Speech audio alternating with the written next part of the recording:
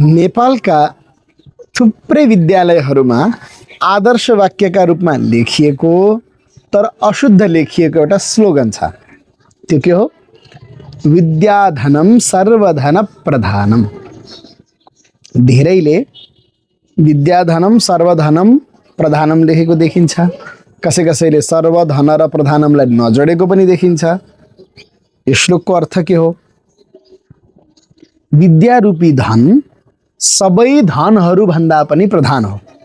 त्यसैले विद्यारूपी धन, विद्या र धनमा समास छ, त्यसैले विद्याधनम एउटा शब्द जोडिन्छ र अर्को हो सर्वधन प्रधानम, यो पनि जोडिन्छ। जम्मा दुईवटा शब्द छन् यो लाइनमा।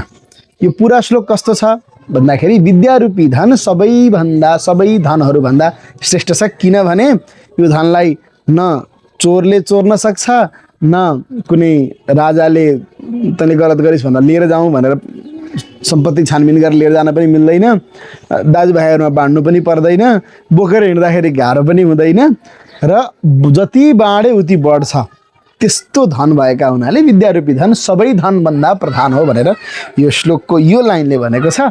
र यो लाइनमा चाहिँ विद्याधनम, मैले यहाँ लेखे जसरी विद्याधनम सर्वधन प्रधानम यसरी लेख्नुपर्छ। तपाईँकोमा कसरी लेखिएको छ कमेन्टमा भन्नुहोस् है त। आजलाई यति नै, नमस्कार।